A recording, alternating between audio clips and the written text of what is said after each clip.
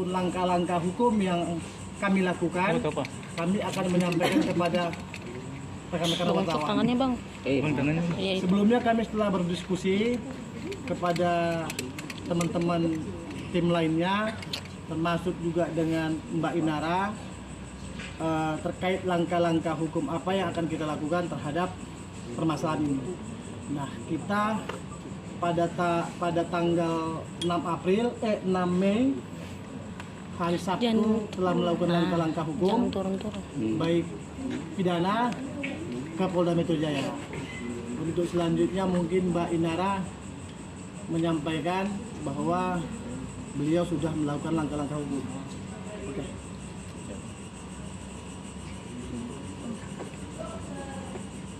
Assalamualaikum warahmatullahi wabarakatuh. Iya. Lagi assalamualaikum warahmatullahi wabarakatuh.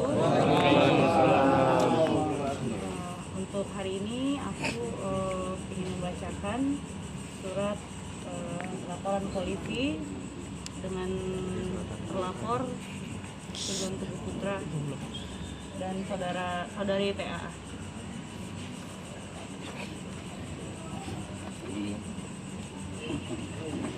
Jangan maju dong.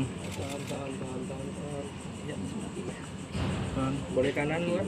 Kanan iya. Udah dapat enggak? Nih. Ini main kanan ini. Tahan.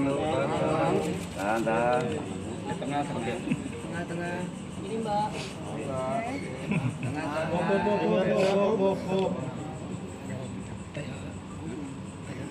Kiri lagi kiri. Tago belinta. Tago beli apa? Oke, main Nara. Oke. Saya mah yes. Sudah ya, laporan polisi ini dilakukan atau diberikan Mbak Inara terkait dengan surat pernyataan yang pernah dibuat oleh Firgon, di mana dalam surat pernyataan itu ada 4. Satu, kalau Firgon mengulangi perbuatannya, maka Firgon akan menceraikan Mbak Inara, dan dia sudah lakukan di Pengadilan Agama. Yang kedua, kalau Firgon juga mengulangi perbuatannya, dia bersedia dilaporkan di proses hukum karena melanggar pasal 284 perzinaan. Itu dalam surat pernyataannya, dan kita sudah melakukannya. Mbak Inara sudah melakukannya. Yang ketiga, terkait dengan persidangan di Pengadilan Agama, itu Firgon juga sudah menyatakan dalam surat pernyataannya bahwa hak asuh ada pada Inara. Poin 3. Yang poin keempat, bahwa biaya hidup anak-anaknya sebesar 40 juta akan dia berikan kepada Mbak Inara. Itu semua adalah poin-poin pernyataan Firgon yang kita akan lakukan, yang akan kita cari kebenarannya. Terhadap Pengadilan Agama, 2 poin tadi kita rasa sudah cukup. Dengan tadi sudah disampaikan oleh klien kami, yaitu Inara, berkaitan dengan kesungguhan daripada Inara untuk melakukan upaya hukum. Jadi memang kita sesalkan apa yang dilakukan oleh THA, sudah melakukan upaya hukum juga di Polda, tetapi kemudian begitu sangat menyesalnya, kecewa. Sebetulnya mah ini bermula dari kecewaan itu.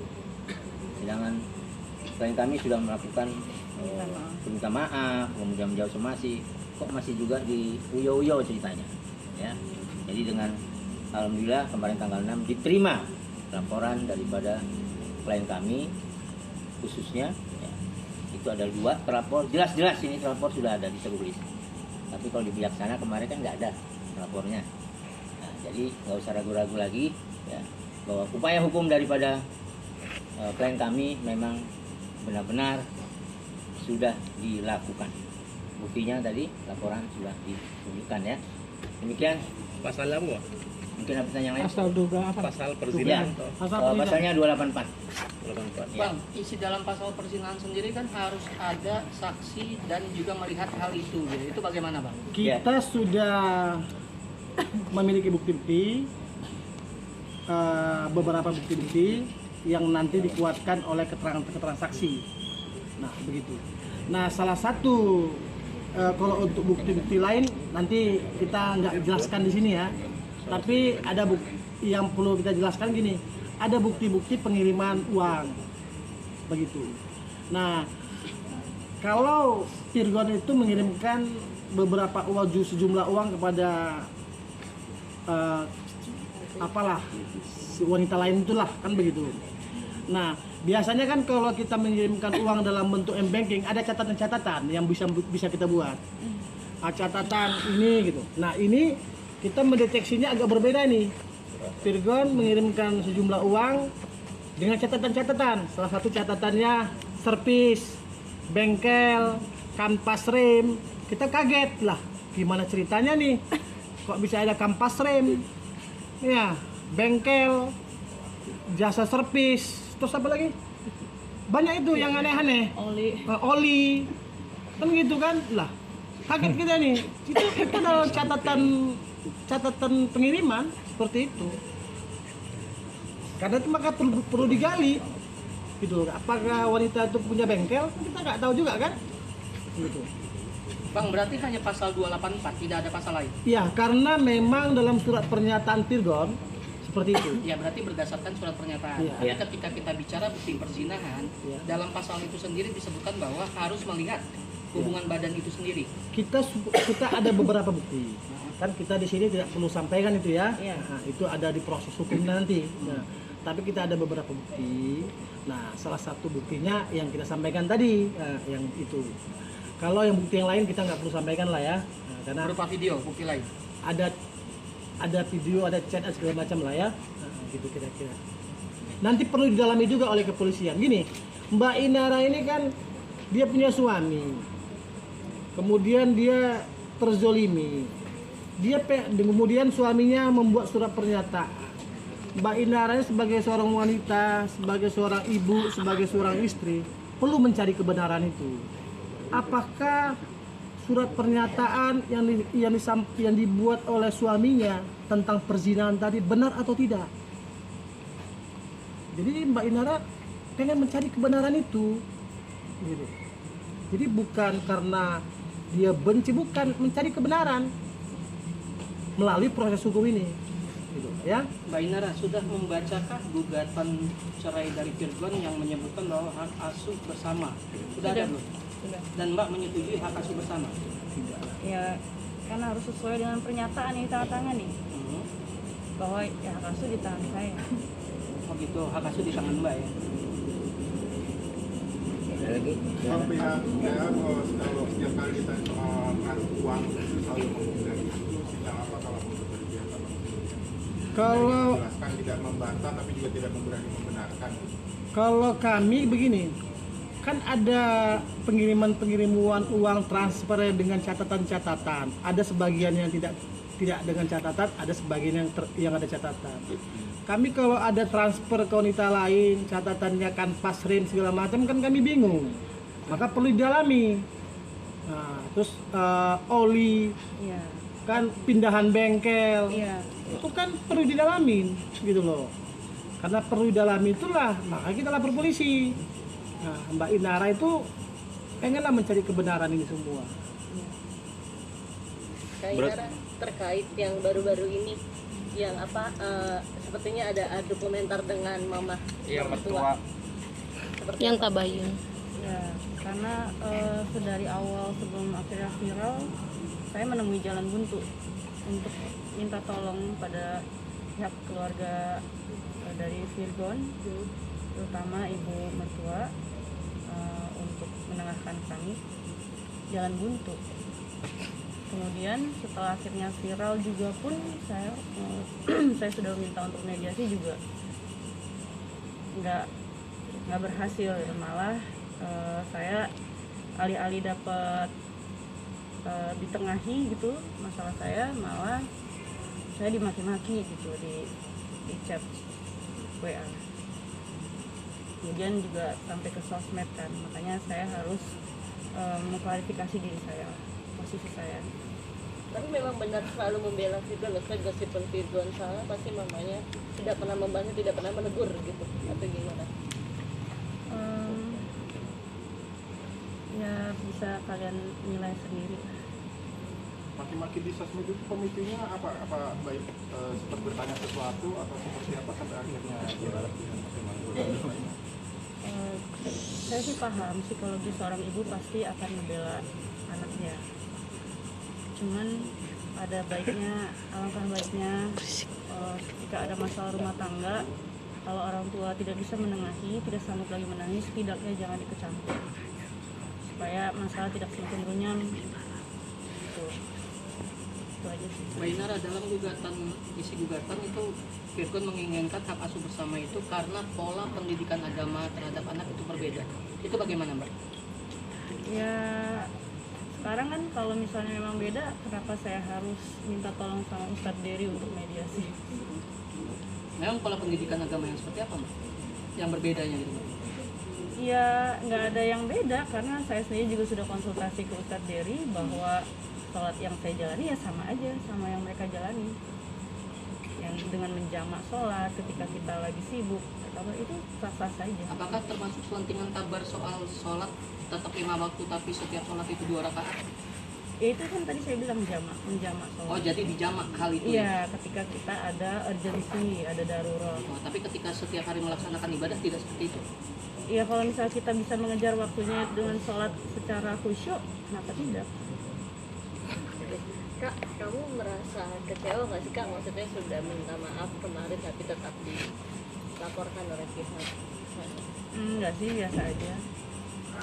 Kayaknya juga saya udah tahu arahnya kan ke sana. Ya nggak apa-apa. Yang penting kan kita sudah ada etiket baik untuk minta maaf. Selebihnya ya terserah Allah aja. Berarti pasrah ya? Iya, tapi karena mereka melanjutkan ke proses hukum ke polisi, ya saya juga harus membela diri saya dan anak-anak.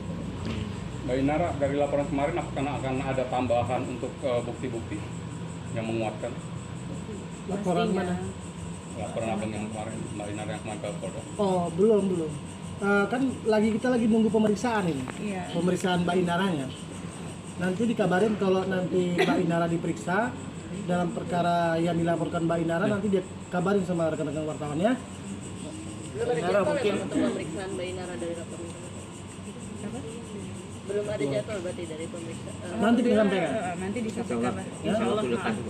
Mbak Inara izin dong mungkin kemarin kan pihak Virgon sempat mengklaim bahwa dia terkait hak asuh bersama itu sudah ada kesepakatan bersama dengan Mbak Inara. Tapi sebenarnya sejauh apa sih emang benar ada kesepakatan terkait gugatan cerai itu apa enggak sih Mbak Inara? Apa itu klaim sepihak? Kalau untuk gugatan cerai kan ya memang kan sesuai surat pernyataan. Kalau untuk hak asuh anak ya saya dari awal kan minta sesuai surat pernyataan hak asuh itu di tangan saya. Karena biar bagaimanapun sekalipun dia bapak kandungnya betul, bapak biologisnya, tapi kan anak-anak belum membutuhkan figur orang tua yang bijak. Tapi ada pembicaraan nggak mungkin? Kita gugatan cerai itu kesepakatan. Benar nggak klaimnya? Artinya nggak ada ya? Dari awal saya minta mediasi, tapi dia menemui jalan buntu ya. Dia tidak pernah mau menemui saya. Berarti bisa dibilang sampai detik ini nggak ada komunikasi nih Mbak Inara sama Mas Virgon sendiri sampai sekarang? Ada komunikasi terkait anak-anak. Tapi ada bantahan dari Virgon bahwa ada komunikasi dan mediasi terkait gugatan cerai itu. Iya, ada bagaimana? mediasi. Sama sekali. Sama sekali. Dari awal kan saya sudah minta untuk mediasi, kan ada keterangan dari Ustadz Dery juga kan untuk mediasi dengan Ustadz, dengan pihak-pihak terkait, tapi ya dari Virgon sendiri dia menolak. Alasannya disampaikan? Alasannya nggak tahu, ya pokoknya nolak aja. Inara, terkait dengan cuitan ibundanya Virgon melarang beli gitar, mohon maaf, seperti apa responnya? Jadi kan suami istri itu kan harus transparan ya Mbak, kalau masalah keuangan itu kan sensitif ya hal itu. Paham bahwa saya ini di rumah tangga dan saya nggak bekerja, suami itu pencari nafkah tunggal, tapi kan sebagai suami istri yang seharusnya yang baik gitu, harusnya kan ada transparansi, ada diskusi untuk menentukan bagaimana bijaknya pengeluaran seharusnya gitu. Berarti biasanya Mbak bukannya melarang berarti ya, seperti yang dikomen oleh ibundanya Virgon? Iya enggak, kan segala sesuatu harus diskusi dulu. Itu yang saya tegur ke suami, kenapa pengeluaran itu selalu tanpa diskusi dulu gitu sebagai sama saya sebagai istrinya gitu. Mbak, anak-anak sama Mbak sekarang? Iya. Kapan Mas Virgon terakhir ketemu sama anak-anak? Apa nih, tanggal 2?